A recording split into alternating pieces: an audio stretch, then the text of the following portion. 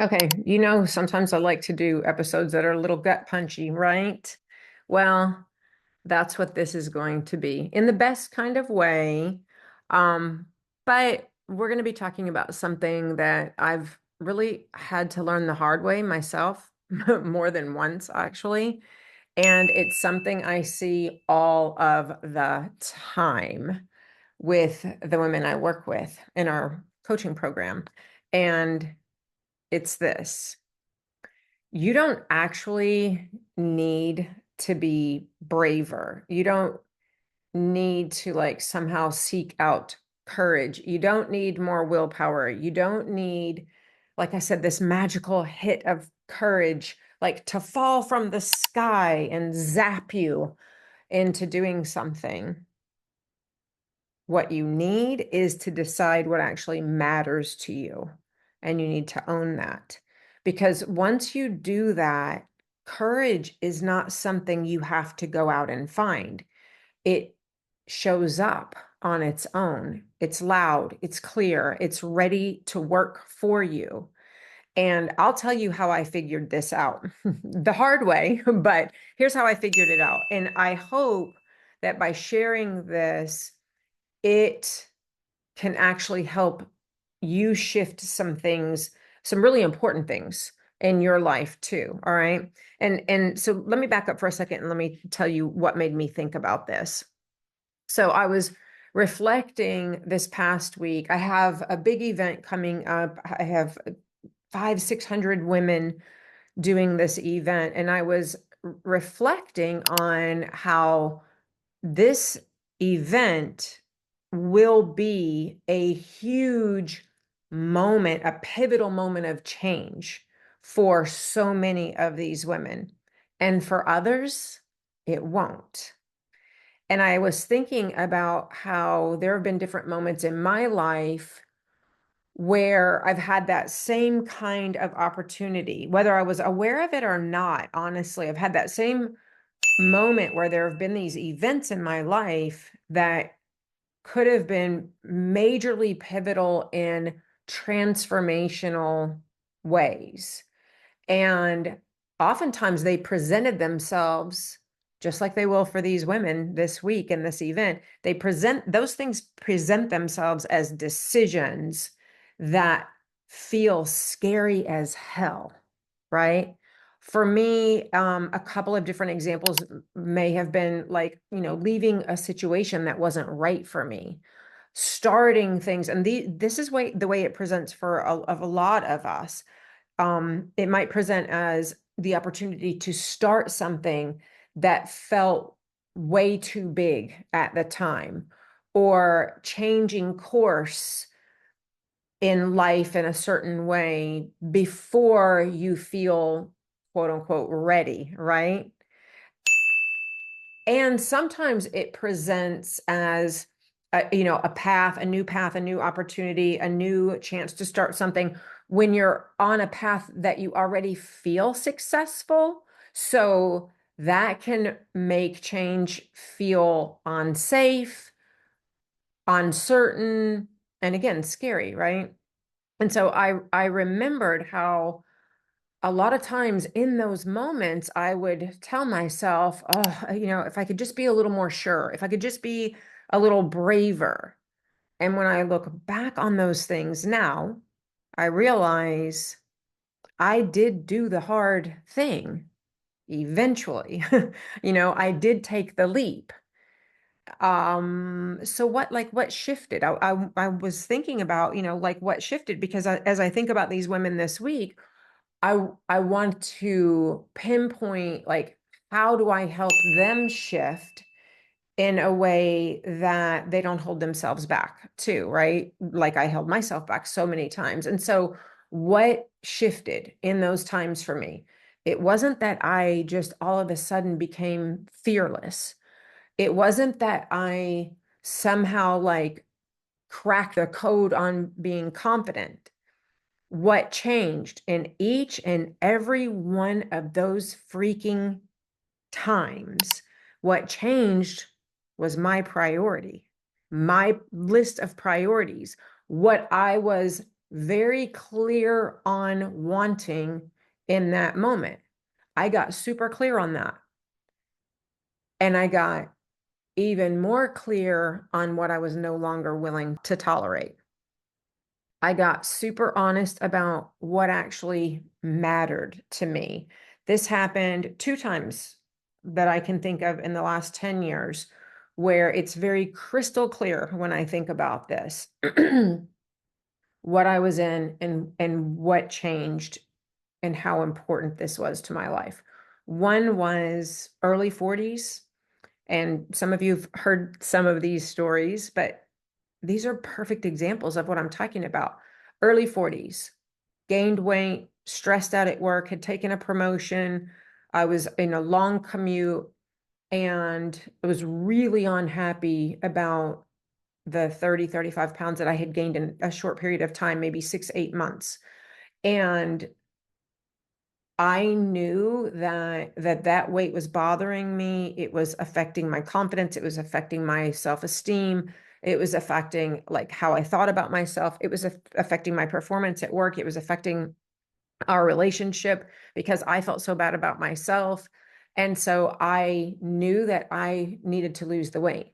But I got really crystal clear on what mattered to me, what my priorities were in thinking about how I wanted that to change. I didn't want to go on another fad diet. I didn't want to do the yo-yo thing. I didn't want to take some, bullshit detox, or, supposedly magic powder or pills that was going to help me drop weight. I wanted to get clear on a path that was healthy to drop that weight because it was about my health. It was about longevity. So I got really clear, like I said, on my priorities, my health, lasting, sustainable change I wanted, both in my physique and in my mindset, my mental health.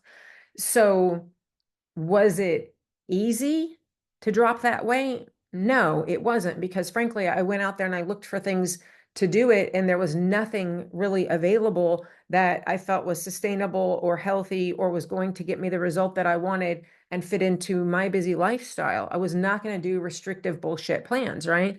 So I decided on my priorities, and then I dug in and did what I needed to do to get it done. Perfect example of how I made huge change because of focusing on my priorities, not waiting until things got easier, not waiting until I had more time. That shit was never gonna, those things were never gonna happen, right?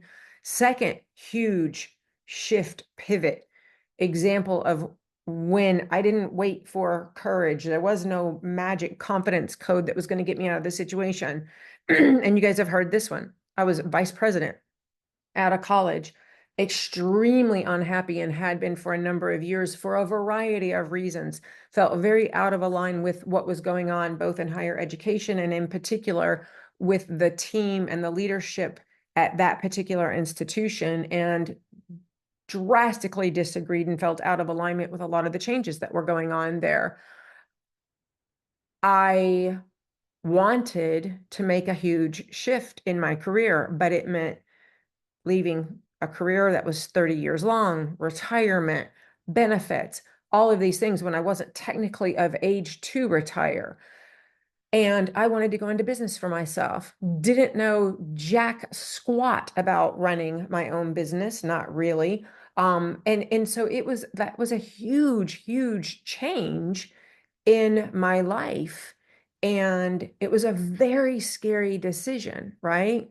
And so again, what I had to get clear on was my priorities, what mattered to me most, and what I was not willing to tolerate anymore. And in that instance, the not tolerating was probably even bigger than the priorities. And so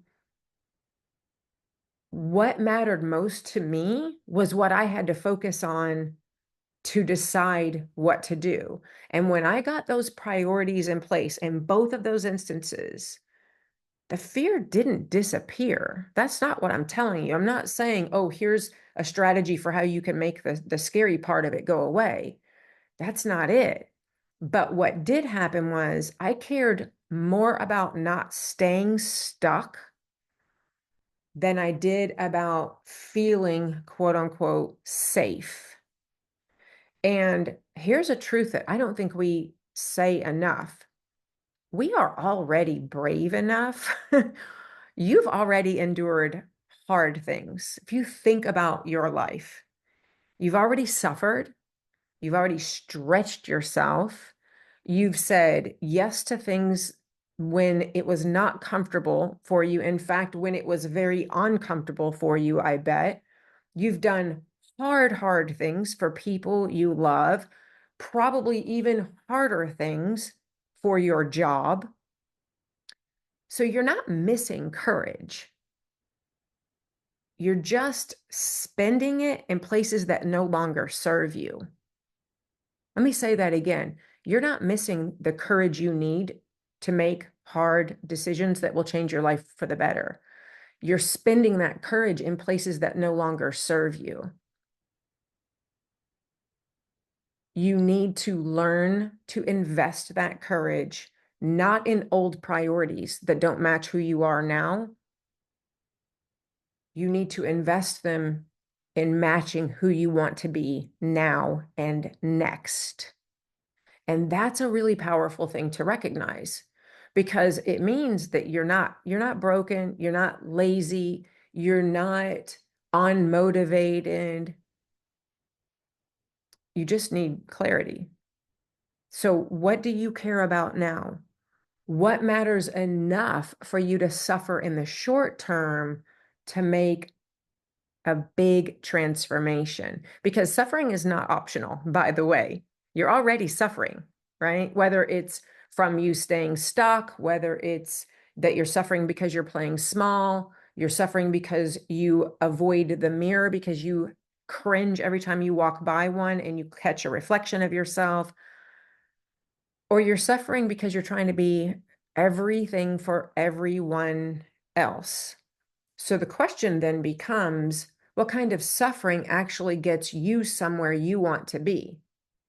What pain would you gladly take on if you knew it would lead you to a life that finally felt like yours? So I want to leave you with this.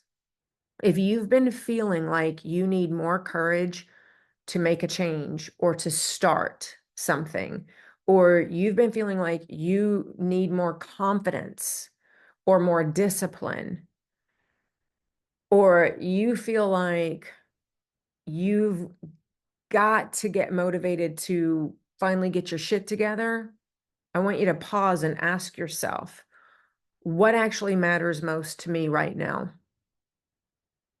What am I willing to get a little uncomfortable for? What would I fight for, even if it's a little messy, even if it's a little slow? Because that kind of clarity is where your courage lives. It's not something you go out and find. It's not hiding out there. It's something that shows up when you give a damn. It's something that shows up for you when you give a damn. Okay, that's what I have for you today. If this really hit you in the gut, I'd love to know. Shoot me a message, write a review, or share this episode with someone else who really needs to hear it and tell her how it impacted you. And if you're in that season where you're trying to find some motivation, remember, the answer isn't in more motivation. It's actually in realignment of your priorities. Thanks for spending time with me. I always appreciate it, and I'll see you right back here next time.